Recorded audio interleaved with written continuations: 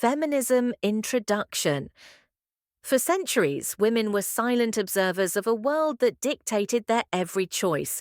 They could not vote, could not own property, and were often considered the property of men themselves.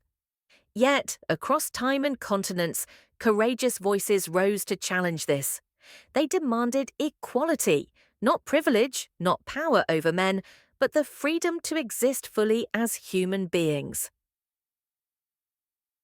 This is the story of feminism, a movement that has reshaped society, law, culture, and even the way we imagine gender itself.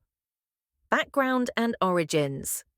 The struggle for women's equality is far older than the term feminism. During the Age of Enlightenment, thinkers like Mary Wollstonecraft asked, why should reason and education have a gender?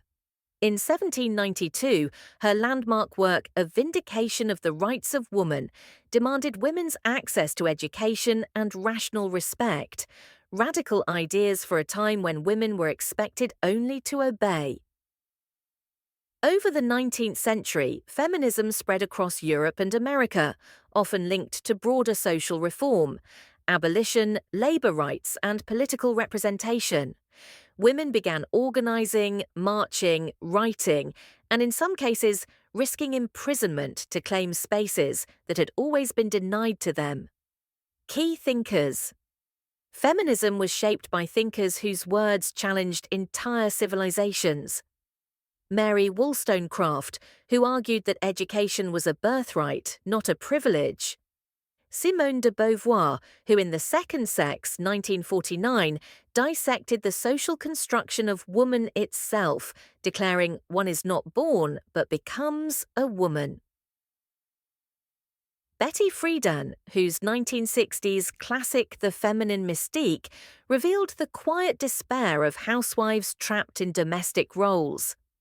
Bell Hooks, who expanded the conversation to include race, class, and systemic inequality, showing that feminism cannot exist in isolation from broader social justice. These thinkers laid the philosophical and practical foundation for the waves of feminism that would follow. The waves of feminism. Feminism unfolded in waves, each responding to the world it faced. First wave, 19th, early 20th century. Focused on legal equality, the right to vote, own property, and access education. Activists like Emmeline Pankhurst in Britain chained themselves to gates, shouting for suffrage.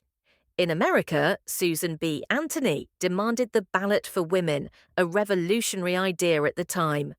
Second wave, 1960s to 1980s. Turned attention to social and cultural inequality. Women entered workplaces but faced discrimination, harassment, and inequality. Topics like reproductive rights, sexual liberation, and domestic violence became central. Activists challenged not just law, but cultural norms, questioning, for the first time, what it meant to live freely as a woman. Third wave, 1990s to 2000, reacted against stereotypes of earlier feminism. It embraced diversity, individuality, and intersectionality, incorporating voices of women of color, LGBTQ+ communities, and marginalized groups. It asked, whose feminism, and what about those left behind? Fourth wave, 2010s to present, defined by the digital revolution. Hashtags like #MeToo and Time's Up, and she brought private struggles into public discourse. Women now fight not just for rights on paper, but for respect, representation, and recognition across media, corporations, and politics. Extreme forms and internal debates.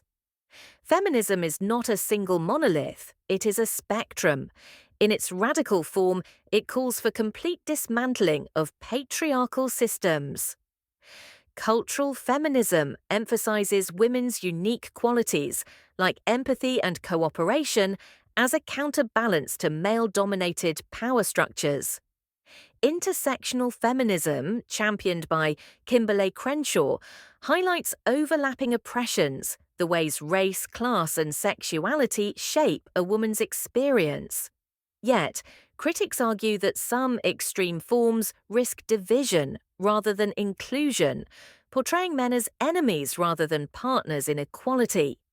But these debates reflect the complexity of dismantling centuries of systemic oppression, a process that cannot be simple or linear. Criticism. Feminism faces criticism from multiple directions. Some argue it neglects men's issues, mental health, workplace deaths, or child custody inequities. Others claim Western feminism has become redundant, having achieved legal equality, while ignoring the global reality where millions of women still lack education, freedom, and safety. Yet, the movement persists because feminism is not just about rights, it is about power, representation, and the right to exist fully as a human being. Relevance today. In today's world, feminism has moved from the streets to the screens. It shapes films, workplaces, parliaments, and social media. Feminism is no longer just a fight for women, it is a fight for a balanced, humane, and just society, ending and questions. So, feminism is far from over. It is evolving, challenging, and sometimes controversial, but it remains essential. And now I ask you, has feminism achieved its true purpose, or is it still fighting the battles it began centuries ago? Can extreme forms of feminism strengthen equality or risk creating new divisions? In a world where gender itself is being redefined, what does feminism mean to you?